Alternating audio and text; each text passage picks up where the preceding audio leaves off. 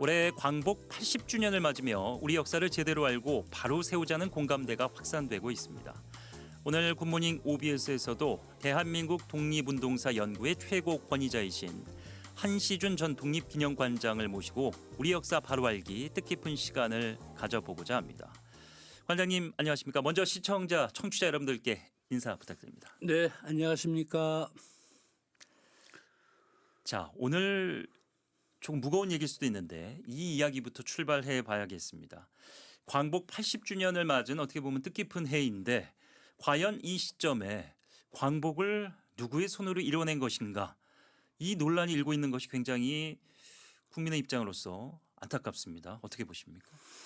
글쎄 말씀하셨듯이 올해가 광복 80주년인데 네.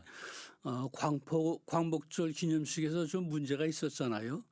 그래서 우리 광복을 연합국의 승리에 의해서 얻어진 선물이라고 그래서 아주 크게 문제가 되고 그랬었죠. 예. 근데 그건 정확히 우리 국민들이 좀 이 광복이 어떻게 온 것인지를 정확히 알았으면 좋겠어서 오늘 좀 그 말씀을 좀 상세하게 드리고 싶어요. 네. 우선은 우리가 1945년 8월 15일 날 일제 식민지 지배로부터 해방이 됐잖아요. 근데 이제 그 일제가 패망해서 우리가 해방이 됐는데 일제가 패망한 것을 연합국이 일본하고 싸워서 이겨가지고 우리는 해방이 된 것으로 또 특히 미국이 일본과 싸우면서 8월 6일, 8월 9일 두 차례 원자폭탄을 투여했잖아요. 네. 그걸 계기로 해서 일본이 항복을 했다. 그래서 우리는 해방이 됐다. 그건 물론 맞는 역사적 사실이죠. 네.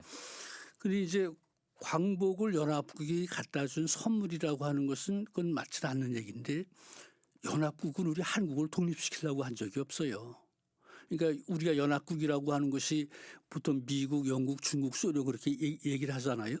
이 나라들은 물론 일본하고 싸웠었는데 일본하고 싸워서 이기면 자기네 나라들은 뭘 차지할 것이냐, 전리품으로 뭘 차지할 것이냐 그런 걸 하죠. 예. 미국, 영국 이런 나라들은 한국을 일본하고 전쟁에서 이기면 한반도는 일본이 차지하고 있는 땅이잖아요. 그래서 일본이 차지하고 있는 땅을 어떻게 할 것인가. 그것을 한국을 독립시킨다고 하는 것이 아니라 일본에 이어서 네. 연합국이 한국을 통치한다라고 하는 생각을 가지고 있었죠. 우리 연합국은 한국을 독립시키려고 한 적이 없습니다. 예. 자, 과거 광복절 경축사에서도 뭐 비슷한 논란들이 있었습니다. 상해 임시정부라는 표현이 나와서 논란이 되기도 했었죠. 이 관장님께서는 이를 두고 대한민국 임시정부를 공개적으로 부정한 것이다 이렇게 강하게 비판한 바 있습니다. 대한민국 임시정부를 그냥 상해 임시정부라고 부르는 것이 왜 그토록 심각한 역사 왜곡인지. 우리가 1910년 대한제국으로 망하고 나서 1919년 3월 1일 날 우리는 일본의 식민통치 거부하고 우리는 독립국이다라고 독립선언을 했잖아요. 그리고 독립국으로 세운 것이 대한민국이고 그 대한민국을 유지하기 위해서 임시로 정부 수립해서 임시정부죠. 그런데 이제 그것을 부정하려고 할 때 대한민국 임시정부인데 그걸 부정하려고 할 때 대한민국은 얘기를 안 하고 임시정부만 얘기를 해서 야, 그 뭐 중국에 있는 게 그냥 임시정부지. 그게 뭐 나라야? 근데 앞에 대한민국은 국가 이름이고 임시정부는 정부 이름인 것이죠. 그러니까 국가를 부정하려고 하는 것이죠. 특히 1948년에 대한민국이 건국됐다라고 주장하려고 하는 사람들이 있죠. 그 사람들이 보면 이미 1919년에 대한민국이 있는데 그걸 부정하려고 하니까 그걸 자꾸 그냥 임시정부라고 그래요. 근데 이제 물론 임시정부라고 해서 틀린 것은 아니죠. 그렇지만 이제 그것을 그런 의도를 가지고서 1948년 건국됐다고 하는 의도를 가지고서 그걸 부정하려고 할 때 쓰는 게 그냥 임시정부, 상해 임시정부 그렇습니다. 그런데 그 역사적으로도 맞지는 않아요. 임시정부가 1919년 상해에서 수립돼 가지고 해방될 때까지 중국에서 활동했잖아요. 상해에서만 활동한 것이 아니라 중국 대륙 피난도 다니고 나중에 중경 가서 활동하고 그랬죠. 그렇습니다. 그렇죠. 그러니까 상해 임시정부라고 하는 것은 맞지 않고 더군다나 광복절 경축식에서 대통령이 우리 독립운동에 의해서 우리가 광복이 됐다라고 하는 걸 얘기하면서 상해 임시정부 이런 것은 맞지 않는 얘기죠. 그렇다면 1948년에 건국됐다. 이 건국론에 대해서 이런 이론이 제기되는 근본적인 이유는 어디 있다고 보십니까? 그것이 이제 여러 가지 이유가 있지만 아주 단적으로는 그 독립운동의 역사를 부정하려고 하는 세력들이 있죠. 그러니까 우리가 1910년에 나라 뺏겨서 45년 해방될 때까지 네. 우리 민족은 독립운동을 했잖아요. 예. 그 독립운동에 대한민국 임시정부가 있고 그렇죠. 우리 한국 독립운동의 가장 큰 특징은 독립운동 과정에서 국가를 세우고 정부를 수립해가지고 독립운동을 했다고 하는 거예요. 같은 시기에 전 지구상의 한 80% 민족이 다 나라 뺏기고 식민지 지배 받았죠. 그 사람들이 다 독립운동을 했습니다. 네. 그렇죠. 우리 한국처럼 독립운동 과정에서 이미 국가를 세우고 정부를 수립해서 독립운동한 민족 없어요. 참 자랑스러운 역사죠. 그런데 이제 그것을 독립운동의 역사를 폄하하고 48년에 대한민국이 건국됐다고 하는 것을 주장하려고 하니까 독립운동의 역사를 폄하하고 임시정부 역사도 지우려고 하고 그러는 것이죠. 예. 의도가 거기에 있는 것이죠. 일제강점기 암흑 속에서 임시정부의 존재가 우리 민족에게는 어떤 의미였을까? 뭐 국가로서의 가는 실체 어떤 것들이 있을까? 이 부분 좀 짚어주시죠. 그것은 우리 민족의 역사라고 하는 것이 반만년이라고 그러잖아요. 예. 그러니까 반만년 단군이 고조선을 세워서부터 나라가 망하면 다시 나라 세우고 다시 나라 세우고 그래서 역사를 유지해왔죠. 네. 근데 1910년에 대한제국이 나라가 망했잖아요. 그 망하고 나서 다시 세운 것이 대한민국이죠. 1919년에. 그러니까 이제 우리는 일제한테 국토를 빼앗기고 또 우리가 주권을 행사하지 못하지만 우리 민족이 세운 나라가 있죠. 그것에 대해서 국민들이 엄청나게 자부심을 갖는 것이고 우리 민족의 구심체다라고 하는 생각을 갖는 것이죠. 네. 국내에 있어도 일제 지배를 받고 있어도 야 그래도 우리 대한민국이 우리 있어. 우리는 대한민국의 국민이야. 라고 하는 생각들이 있죠. 그래서 그것은 대표적으로 얘기하는 것이 그 일제 식민지 시대에 나서 자란 사람들이 있잖아요. 네. 또 일본 교육을 받은 사람들이 있죠. 특히 그 학병들이 그 대학생의 학병들이 저 일본군에 끌려가서 일본군을 탈출해서 광복군에 가담하잖아요. 그 사람들은 일제 태어나서 일본 교육을 받은 사람들이에요. 그렇지만 그 사람들이 중국에 가서 탈출하는 게 왜 그러냐. 거기 바로 우리 국가가 있고 정부가 있기 때문에. 그러니까 국민들한테 엄청나게 국가 정부라고 하는 것이 큰 결합할 수 있는 구심체 역할을 하고 그러는 것이죠. 예. 자, 화요일 굿모닝 초대석은 뜻깊은 시간 갖고 있습니다. 한시준 전 독립기념관장을 모시고 독립의 역사를 바로 알기 위한 여러 가지 이야기 나눠보고 있습니다. 결국 이제 말씀을 들어보면은 임시정부를 부정하는 것 혹은 상해 임시정부라고 단순화시키는 것은 독립운동의 역사를 지우려는 시도와 다름없다 이렇게 해석이 되는데요. 한국 광복군에 대한 이야기를 그럼 빼놓을 수가 없습니다. 창설이 갖는 역사적인 의미는 어디 있습니까? 한국 광복군 그러면 그 대한민국 임시정부 국군이잖아요. 네. 그 대한민국 임시정부가 중국에서 활동하면서 국군 소위 국군을 만들어서 그 당시에 일본하고 싸우고 있는 연합군들하고 함께 광복군이 활동하는 것이죠. 예. 그래서 우선 한 가지만 더 얘기하면 우리가 광복군을 얘기할 때 흔히 그 학병들이나 이런 사람들이 나가서 광복군을 주도한 것처럼 그렇게 일반인들이 많이 알아요. 광복군은 그렇지 않습니다. 네. 광복군은 1940년 9월 달에 광복군이 창설될 때 그걸 창설하는 주역들이 있어요. 그 주역은 1900년대 대한제국 육군 무관학교 출신들. 대한제국 때도 육군 무관학교를 설립해서 군사 간부들을 양성했어요. 지금 육군사관학교하고 똑같습니다. 거길 졸업해서 대한제국군의 장교로 활동했던 사람들이 일제한테 나라 뺏기고 나서 그 사람들이 가서 독립군하고 그 사람들이 40년에 광복군 창설해요. 또 일본 육군사관학교 출신들 뭐 잘 아시는 이청천 장군 같은 그런 분들 또 중국의 각종 군관학교 뭐 황포 군관학교라든지 그런 군관학교를 졸업하고 그런 군사 간부들이 중심이 된 거고 네. 또 만주에서 1920년대 30년대 만주에서 독립군을 조직해가지고 일본군하고 아주 격렬한 항일 전쟁을 했던 사람들이 있어요. 그러니까 그런 실전 경험을 가진 이런 분들이 주동이 돼서 만든 것이 한국 광복군이다. 라고 하는 것이고, 또 하나 광복군이 창설돼서 그 당시 연합군하고 같이 일본하고 전쟁을 네. 해요. 그래도 두 가지 사례인데, 하나는 인도 버마 전선에서 영국군하고 같이 일본군하고 전쟁을 해요. 예. 버마 인도라고 하는 것이 영국의 식민지잖아요. 예. 일본이 거길 공격해오니까 영국군이 자기 식민지를 지키기 위해서 일본군하고 전쟁을 했습니다. 그때 영국군 쪽에서 광복군 대원들에게 요청을 해가지고 광복군 대원들이 파견돼서 영국군하고 한 2년 동안 같이 활동을 하죠.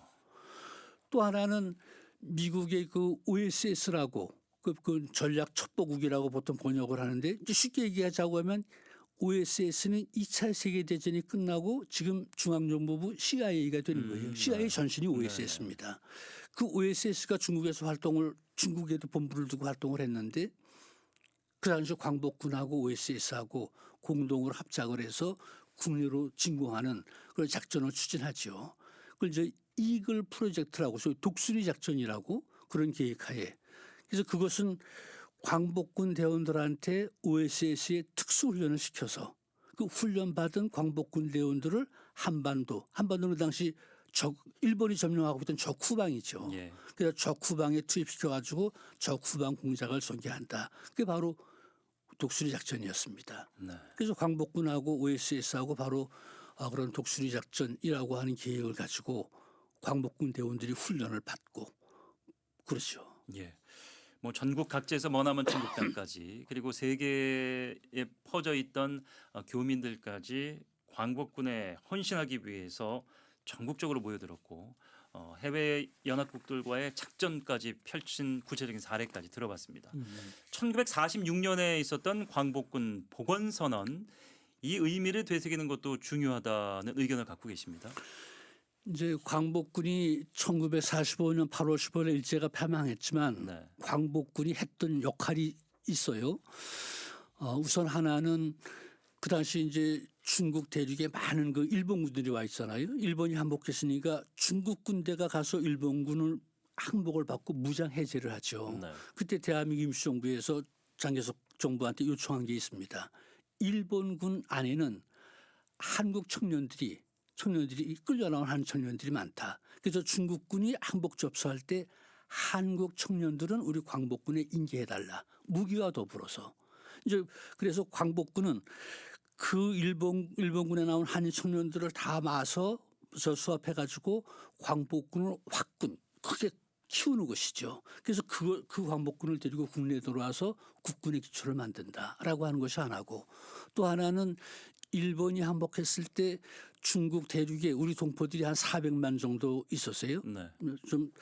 근데 일본이 패망했을 때 가장 대한민국 임시정부에서 먼저 한 것 중에 하나는 우리 동포들을 보호하는 것, 동포들 생명 안전을 보호하는 조치를 했습니다. 이것은 중국에 나가 있는 동포들 중에는 독립운동한 사람들도 있지만 사실은 일본 앞잡이한 사람들이 많거든요. 일본보다 오히려 중국인들을 더 괴롭힌 것이 한국인들이 많았습니다. 그러니까 일본이 패망했을 때 중국인들이 그 한국인들을 공격해서 죽이고 재산 뺏고 그러죠. 그래서 대한민국 임시정부에서 그 동포들의 생명 안전을 지키는 작업을 했습니다. 그걸 광복군들이 했죠. 네. 그래서 그 동포들을 다 무사하게 국내로 귀국시키고, 그리고 46년 5월 달에 광복군이 이제 국내로 들어올 때 중국에서 거기서 이제 복원선언이라고 합니다. 그 이제 많은 사람들이 광복군의 해체 그렇게 얘기하는데, 네. 복원이라고 하는 것은 일단 임무가 완료됐으니까 임무는 끝난다. 임무는 이제 다시 끝나고 다시 임무가 있을 때는 다시 소집한다라고 예. 하는 것이 복원선언이에요. 예. 그러니까 광복군에 해체된 것이 아니라 이제 그런 복원선언을 하고 임무가 끝났다고 하는 것을 선언하고 국내로 들어왔죠. 이제 국내로 들어와서는 다시 이제 대한민국 정부가 수립되고 국군이 만들어지잖아요. 그 국군이 창설될 때 다시 본연의 임무를 위해서 광복군 대다수가 국군에 참여하죠. 네. 자, 지금 여러분들께서는 굿모닝 초대석 역사 바로 알기와 함께하고 계시고요. 한시준 전 독립기념관장과 함께 우리 손으로 일군 독립 어떻게 이뤄낸 것인지 다시 한번 되새기는 시간 갖고 있습니다.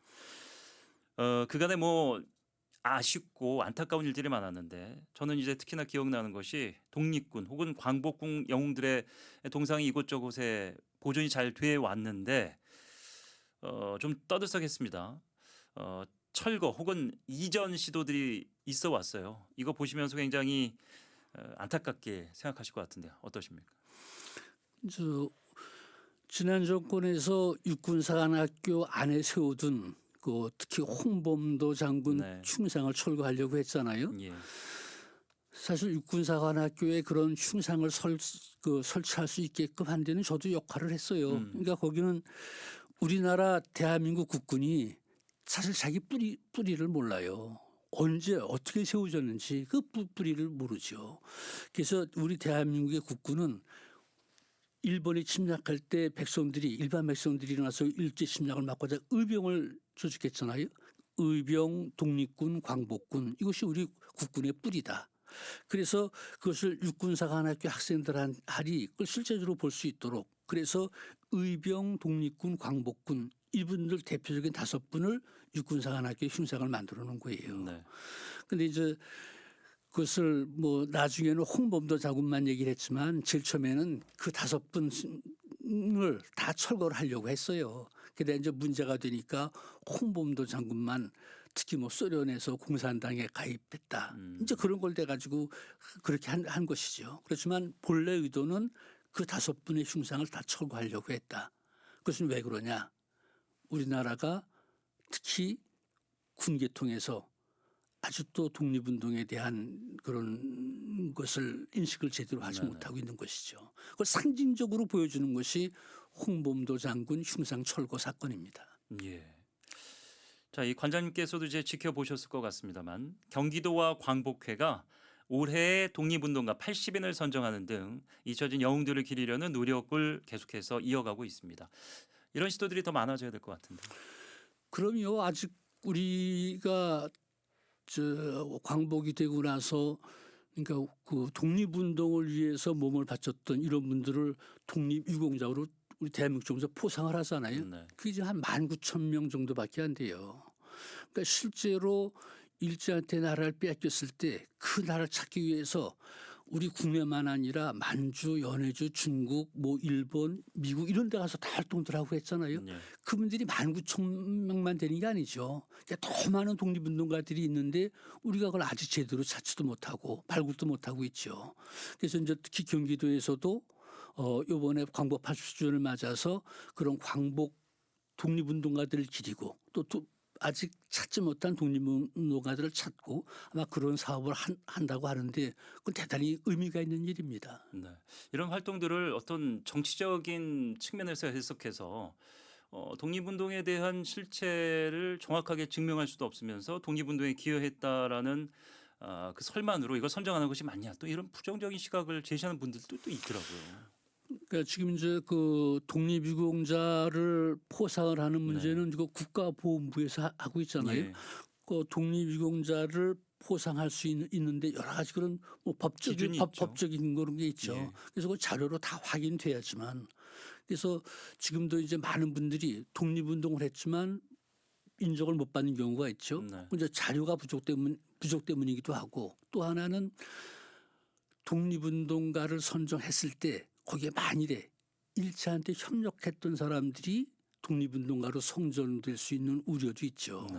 이제 그런 자료를 꼼꼼하게 살피기 때문에 이제 그게 사실상 작업이 더디고 자료를 밝혀지지 않는 경우도 또 너무 많고 그래서 좀 마음대로 안 되는 것인데 그것을 각 지방자치단체에서 이렇게 애쓰고 하는 것은 참 바람직한 일이죠. 그렇습니다.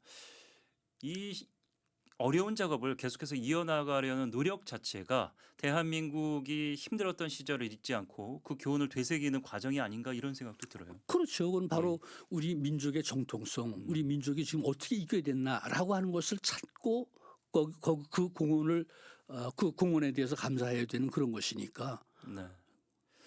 오늘날 이름 없는 독립운동가 한 분 한 분의 삶을 기억하는 것이 우리들에게 왜 중요하다고 보십니까?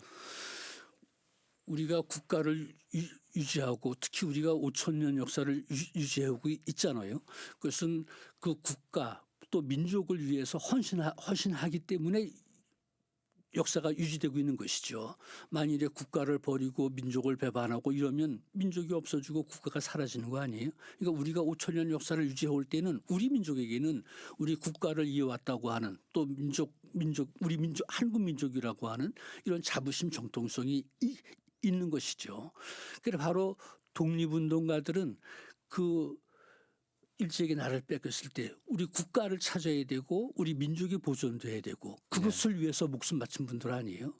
그러니까 그것은 국가 민족이 그분들에 대해서는 그건 정당히 그분들의 정신을 정당하게 이어받아야 되는 것이 마땅한 일이죠. 예. 그게 우리 대한민국 한국 민족을 그대로 계속 발전시켜 나가고 정통성을 유지시켜 나가는 핵심이 되는 거죠. 예. 그런 핵심을 지키기 위해서는 역시나 이제 현대인들이 과거를 정확하게 바라보고 왜곡됨 없이 그 역사를 전해줄 수 있는 다음 세대에게 독립운동과 독립운동가를 기억하도록 또 교육하는 과정도 필요한데 뭐 자주 인용되는 얘기죠. 메르켈 총리의 과거를 잊은 민족에게 미래는 없다. 역사를 잊은 민족에게 중국의 역사 왜곡, 일본의 역사 왜곡 여기에 굳건하게 우리 역사를 지키기 위해서는 제대로 된 교육이 필요하다고 보여지는데 이 부분에는 아쉬운 목소리가 많이 나오더라고요, 요즘에. 그렇죠. 우리나라 교육 제도가 참 문제가 많이 있죠. 우리가 뭐 초등학교서부터 중학교, 고등학교, 대학교까지 교육을 받아도 예. 우리 역사를 사실 제대로 충분하게 배우질 못해요. 특히 대학 가면 역사를 배울 수 있는 경우가 없잖아요. 그러니까 아마도 저는 세계에서 자기네라 역사를 그렇게 홀대하는 경우가 한국이 아닌가 싶어요. 네. 그래서 대한민국 국민이면 또 한국 민족이면 한국 민족의 또 대한민국의 역사를 국민들이 제대로 알 수 있도록 가르쳐야 되는 것이 국가의 책무다. 그렇게 생각합니다. 예, 어느덧 방송 이제 막바지를 향해 갑니다. 마지막 질문 드려야 되겠습니다. 청취자 여러분들께 광복하면 우리 이것만은 하나는 꼭 기억하자. 광복이란 어떤 의미인지 마무리 말씀 부탁드립니다. 광복은 우선 한 가지는 광복은 연합국이 갖다 준 것이 아니라 우리가 찾은 것이다. 독립운동을 위해서 독립운동을 해서 찾은 것이다라고 하는 생각을 좀 분명히 가졌으면 좋겠어요. 예. 우리 한국 민족이 어렵고 일제에게 나라 뺏기고 식민지 지배 받았을 때 객관적으로 얘기하면 어떤 나라도 한국을 도와준 나라 없어요. 한국 민족만 자기 나라 뺏기고 지배 받아서 한국 민족이 스스로 해결한 것이죠. 네. 그렇다고 하는 생각을 가졌으면 좋겠습니다. 예. 뭐 더 길게 듣고 싶은 마음이 간절합니다만 저희가 정해진 시간이 있기 때문에 아침 시간에 어렵게 모셨는데 오늘 말씀 저도 들으면서 그간 잊고 있었던 새로운 사실들 혹은 앞으로 제 주변의 후배들에게 전해줄 이야기들 많은 생각을 갖는 시간이었던 것 같습니다. 오늘 좋은 말씀 너무 고맙습니다. 네, 감사합니다. 예. 지금까지 한시준 전 독립기념관장과 함께했습니다.